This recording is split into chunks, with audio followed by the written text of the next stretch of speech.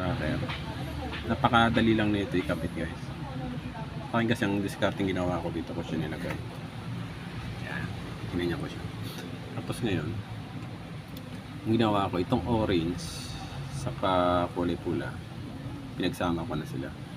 Ang dapat kasi nakakabit na standard, itong pula ay sa battery positive, tapos ito naman, itong itim ay para sa negative battery. Itong kulay orange, ito ay para sa ACC. Para malaman mo kung saan yung ACC, ito yung makikita sa sa ignition switch, doon siya nakalagay. And kulay orange or sa ignition coil, doon mo siya susundan, doon mo siya ikakabit.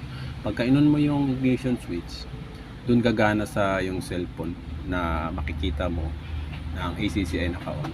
So ang ginawa ko, para hindi na ako umabot doon, pinagsama ko lang itong dalawa, itong pula at itong orange. Tapos ikakabit ko siya sa park light. Yeah. Sa park light ko lang siya ikakabit.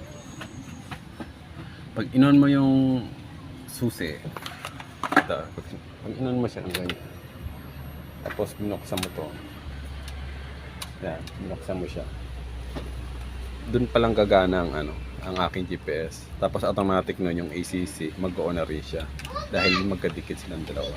Ito. Dahil magkadikit sila. Ayan. Tapos ngayon, pag pinatay ko tong ilaw, meron pa siyang matitirang battery. Kasi ang GPS na ito ay mayroon built-in na battery.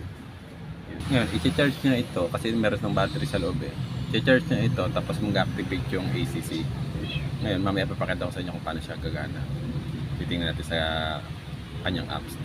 Guys, so dito na tayo ngayon sa apps. Pupunta tayo sa kanyang apps. Ito siya. Pupunta tayo sa kanyang apps. Ito na siya.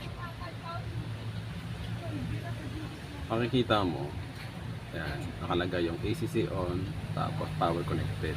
Stationary nakalagay kasi yung motor hindi pumanda, kaya hindi nakalagay stationary. Ngayon, ang kagandahan dito kasi kapag pinower off ko siya, hindi madidrain yung battery ng motor natin kasi naka-off yung park light.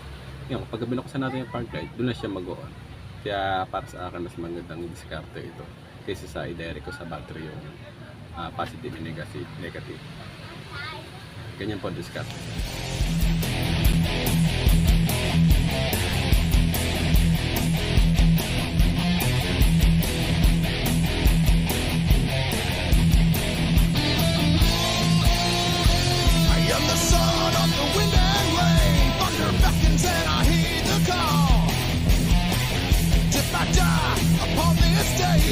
In battle I will fall.